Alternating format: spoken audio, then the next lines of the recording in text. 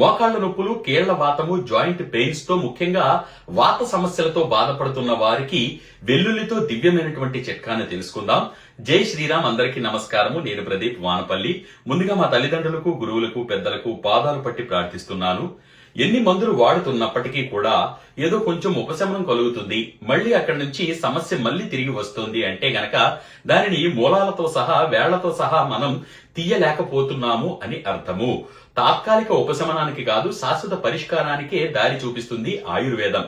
అటువంటి ఆయుర్వేదాన్ని నమ్ముకుని మంచి ప్రయోజనాన్ని పొందాలి అనేది మా సదుద్దేశం. ఈ జాయింట్ పెయిన్స్, వాతము అనేది మన శరీరంలో ఎక్కువైనప్పుడు ఈ వాతవ నొప్పులను, మరీ ఎక్కువగా వాతం ఉంటే మన శరీరంలో అతి పెద్ద జాయింటే మోకాలు. అందులో కూడా చూపిస్తుంది వెల్లుల్లి, గార్లిక్. మనం నిత్యం వంటల్లో వినియోగించేటువంటి వెల్లుల్లి చాలా శక్తివంతమైనది. వెల్లుల్లి గర్భాలను తీసుకొని వాటిపై పొట్టు తొలగించి బాగా దంచి ముద్దగా, చాలా ముద్దగా చేసుకొని పక్కన పెట్టుకోండి. దీంతో పాటు స్వచ్ఛమైనటువంటి నాటు ఆవు పాలు కావాలి. నాటు ఆవు పాలు మీకు దొరకని పక్షంలో ఆవు పాలు, మామూలు ఆవు పాలైనా సరే దివ్యమైన ఔషధంగా పనిచేస్తాయి. కానీ గుర్తుంచుకోండి, కేవలం ఆవు పాలు మాత్రమే వినియోగించాలి. స్టవ్ వెలిగించి శుభ్రమైన పాత్రను పెట్టి అందులో 500 ml 500 మిల్లీలీటర్ల అంటే అర లీటర్ ఆవు పాలను వెయ్యండి. వేసి అందులోనే ముందుగా దంచి సిద్ధం చేసుకున్నటువంటి 30 గ్రాముల వెల్లుల్లిపాయ ముద్ద కూడా ఇందులో వెయ్యండి. వేసి సిమ్ములో బాగా మరిగించండి.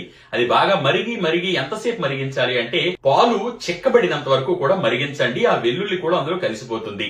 కొంచెం ఉన్నా పర్వాలేదు. అప్పుడు స్టవ్ ఆఫ్ చేసేసి ఈ మోకాళ్ల నొప్పులు, అలాగే వాతమ నొప్పులు, కీళ్లు పట్టేయడం లాంటి సమస్యలతో బాధపడుతున్న వారు, లేచి వారి పని కూడా వారు చేసుకోలేని పరిస్థితుల్లో ఇబ్బంది పడుతున్న వారు, కూర్చుంటే నిలవలేని వారు, నిలబడితే నడవలేని వారు, నడిస్తే నొప్పులతో బాధపడేవారు, వీళ్ళు ఎవరైనా సరే ఈ ఔషధాన్ని ఉదయం 6 గంటల నుంచి 8 గంటల 30 నిమిషాల మధ్య సమయంలో, ప్రాతకాలము అంటారు దాన్ని, పరగడుపున అంటే ఏమి సేవించకుండా దంతధావనం పూర్తయిపోయిన తర్వాత, బ్రషింగ్ అంతా పూర్తయిపోయిన తర్వాత ఈ ఔషధాన్ని అలాగే తాగండి.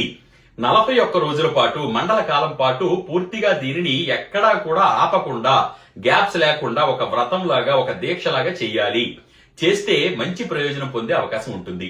ఎన్ని చిట్కాలు పాటించినప్పటికీ కూడా మన జీవన విధానం సవ్యంగా ఉండాలి.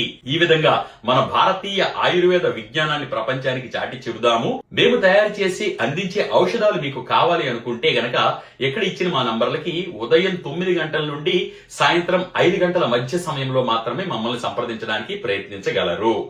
అలాగే ఇటువంటి విలువైన, సులువైన ఎన్నో వీడియోలను ఫేస్బుక్, ఇన్స్టాగ్రామ్, యూట్యూబ్లలో డాక్టర్ ప్రదీప్ వానపల్లి పేజీలలో పెట్టడం జరిగింది. చూడగలరు. ఫాలో చేయండి. 10 మందికి తెలియజేయండి.